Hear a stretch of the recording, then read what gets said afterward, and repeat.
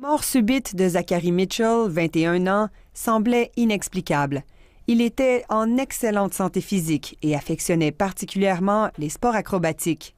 À l'été 2016, il a sombré dans le lac Saint-Pierre en Outaouais après avoir effectué un plongeon qu'il était habitué de faire.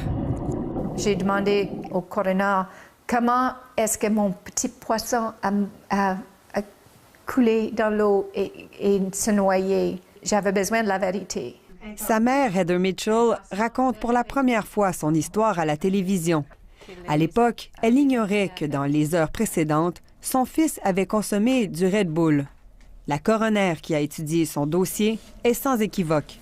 Toute la preuve appuie le fait que les boissons énergisantes ont contribué à une arythmie et le fait que Zachary était dans l'eau, bien là, il a sombré et il s'est noyé.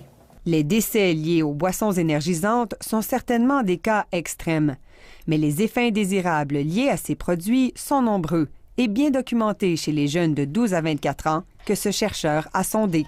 We found that just about half of anyone who'd ever tried an energy drink. Près de la moitié de ceux qui avaient consommé des boissons énergisantes ont affirmé avoir ressenti un effet indésirable, comme des palpitations, des vomissements ou des convulsions, rapporte David Hammond. Ces études sont parmi les plus récentes au Canada sur la question. Ces effets ne sont plus rendus publics par Santé Canada depuis 2013. Enquête a découvert que depuis, 4 nouveaux décès ont été signalés aux autorités.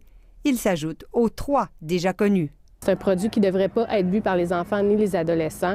Et malheureusement, c'est le grand public cible et c'est ceux qui en boivent le plus. C'est ceux qui sont le plus sensibles aux effets néfastes. Et en plus, souvent, ils les boivent dans un contexte justement d'activité sportive. C'est très préoccupant. C'est préoccupant. On ne peut pas rester inactif devant des situations telles que celle-là. Interpellée par nos révélations, la ministre québécoise de la Santé envisage d'interdire la vente des boissons énergisantes aux moins de 16 ans. C'est une des options qu'il faut regarder. Il y en a probablement d'autres, là, mais ça, c'en est une qui avait été invoquée, effectivement, par notre parti. Sans préciser son échéancier, Québec compte lancer des travaux sur la question des boissons énergisantes assez rapidement. La ministre espère obtenir des recommandations des experts en santé publique avant les prochaines élections. Ici Julie Dufresne, Radio-Canada, Montréal.